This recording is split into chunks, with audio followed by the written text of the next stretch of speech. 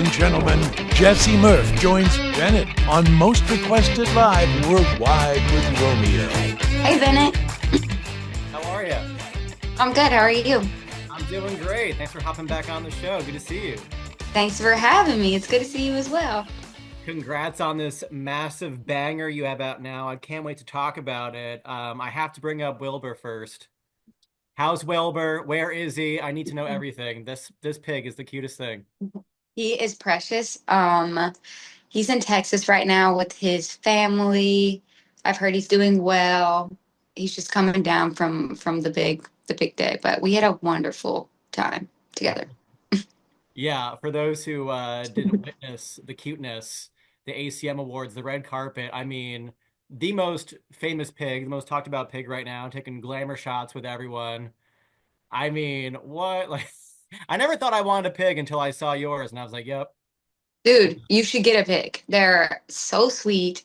I don't know. I've always wanted one too, but just keep in mind that they do grow up to be about 300 pounds, depending on the pig. It's totally fine. I will see it through. It's worth it. But listen, congrats on Blue Strips. This is such a banger. Thank you. It is blowing up. How did this all come together for you? How did this come to be? I don't know. It was actually one of the most fast-paced, like spontaneous songs ever. I made it in the same night as some of the other songs on the album that I was just like in some type of mode and we were writing and having a good time. It was like a 10-minute song, like so fast. And I don't know, I did not expect it to have the reaction it did, but we put it out like a week before Coachella and now we're here. I hear that often from artists where it's like the songs that kind of just come out and it's like the seamless, 30 minutes or less process. Those are the songs that just kind of take off for whatever reason. And then the songs that take weeks or months or whatever, it is what it is. Why is that, do you think? I don't know, it's got to be something with momentum and energy. And this song always made me, every time I've put it on, it made me smile.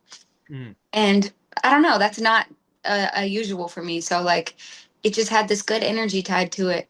Every time I played it, it just made me smile and feel good. And I don't know, it's definitely a new type of, I was just like, fuck it. I'm just gonna have a good time. And I don't know, it's felt really good. Everything's been so fun. And I think that's a good indicator.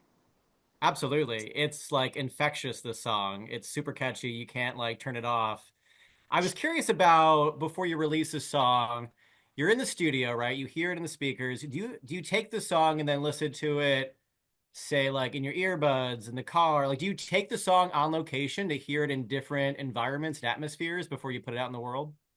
Definitely. And with this song, I also would like turn up with my friends and listen to it.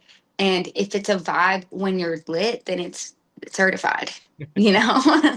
That is so valid. I was actually curious about that too. Like, do you have people in your inner circle, like your friends or family, that you play the song for before you put it out?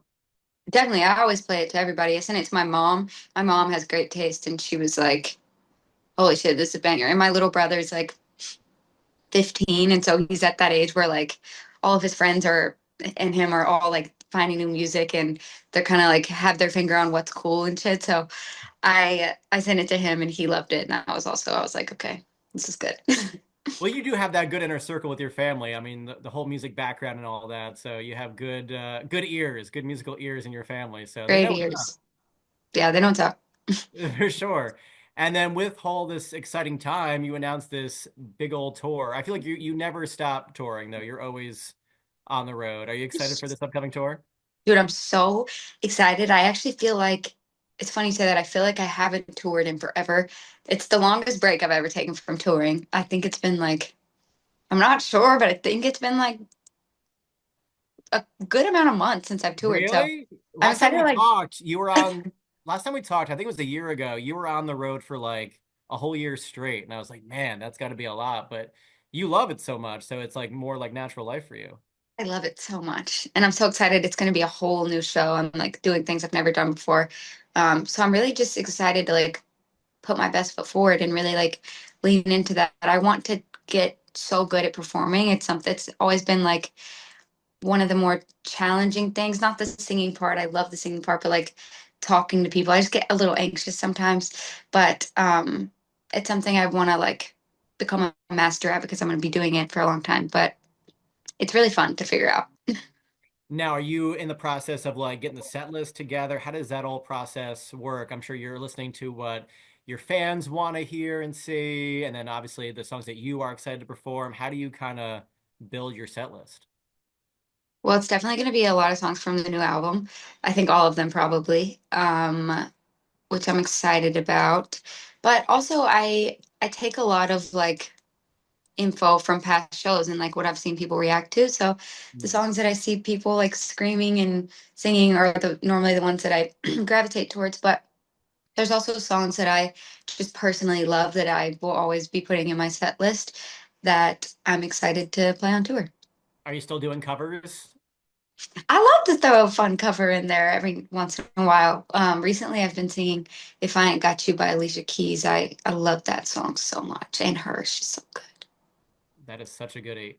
When do you feel like more of an artist? Is it in the studio when you are writing and creating, or is it on stage? Like, do you have a preferred, side of being an artist, or is it kind of just they're both amazing? Well, I love it all, honestly, but I think my favorite and place I feel most like myself is probably in the studio. I'm safe and I get to like say whatever I want in songs. There's no walls. There's no like anything I can't say or do, and that's really cool. Just being able to be like fully vulnerable feels really nice. And like I said, that's something I'm trying to get better about incorporating to my show because with creating music, not necessarily blue strips, is more of like a fun energy, but vulnerability is one of the most important things, in my opinion. And I want to be able to translate that through everything I do. And you definitely do it in your songwriting and your storytelling. How is your writing process? Like, are you constantly writing stuff in like your notes on your phone? Are you doing like your voice notes app? Like, what is this process like for you? Do you ever turn off that part of your brain, or is it constantly going? Since I finished the album, I actually haven't really been in the studio at all because I've been busy tying up creative stuff and stuff.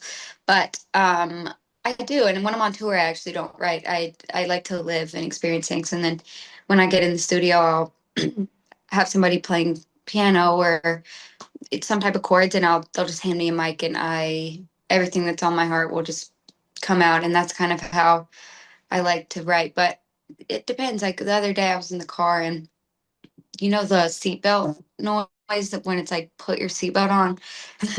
It kept going and I wrote a song to it. So it just depends. That's amazing. You never know when when the thought strikes. That's You interesting. never know. That's awesome. What off the upcoming album are you excited? Like, is there a certain track or tracks that you just can't wait for your fans to hear? Something that might Um, be that they wouldn't expect? there's definitely things that you wouldn't expect. I think now with Blue Strips being like the song that a lot of people I feel like are discovering me for the first time and that's what they're hearing. Um, so I feel like it would be natural to assume that a lot of the other tracks are going to be like poppy and rappy and fun like that. And some of them are, but there's also some very like classic songs, in my opinion, that sound timeless and that are more like almost a little Elvis-y. Elvis was definitely a big inspiration on Ooh, this project, yes. but so was like 2000 trap. So it's like a lot of um a lot of my favorite things in one. So there's a little something for everybody on there. It's a good balance. You're an old soul. That's how I Hmm. am too. Elvis, that's my go-to. That's Oh, I exciting. love Elvis. Yeah. That's awesome. And I know you've been huge on TikTok for a while now, but does it ever get old seeing, your song being used so often in like the younger generation, like these kids? I saw this one video, I think you might have even reposted it, but there's like this young girl who was like dyeing Easter eggs for Easter and she's like jamming out to blue strips. Like, how cool is that? Like, does that get old? It can't, right? Like, that's so cool. It never ever gets old. I feel grateful every time I see somebody using my song. The only time it gets old is when people are like just being like cunts or like just making fun of shit. My worst pet peeve in life is just rude people or people that wake up and they're like, fuck it, let me make a mean video about somebody. Like, what the fuck is wrong? Like, that's so weird. I would never wake up and be like, let me like be a bitch today. to somebody. I don't know. It's really weird. So that part's been weird, but I'm always happy. And even if it is that, they're still paying my bills. So it's like, fuck it. But Yeah. it's definitely an interesting thing to adjust to. Yeah, that's for sure. And that's just projection, right? It's just like there's something hurt within that individual and they're projecting it out. It's nothing to do with you. But so do you have to like put kind of guardrails up for yourself, for your mental health, like in terms of social media? Like, do you take time away from stuff? Because that's got to be toxic seeing some of that negative stuff. Well, I haven't really, I've definitely like dealt with hate before, but it's definitely been more prominent now than ever. Um, and I've had to stop, like, I'm not looking at my comments like I normally do. And that's been good, but more so for my mom than anybody. My mom's in there fighting people in the comments. I'm like, Mom, you just gotta turn it off. But Oh, Mama Duke, she got her claws out, man. She's ready to throw down. You she's don't want that pissed. smoke. She's like, shut up. But it's an adjustment. But that's how you know you're winning. You know what I mean? That's how you know that you keep on going to that next level. It's like that when the What jealousy they comes say. out. It's true. Blue Strips, man, this is such a banger. This is just the start of it too. I'm just so excited for you and Wilbur and the whole crew. I can't thank you enough for taking the time out of your busy schedule and hopping back on the show to talk. Appreciate Yo, you. likewise. Thank you for having me. And we'll see you on the road. We're in Philadelphia. We're based here. So you come to the Met in August. So we'll see you there. We're excited. Okay. Hell yeah, we'll hang out. This is good. Awesome. Thanks so much, Okay. Jessie. Thank Talk to you. soon.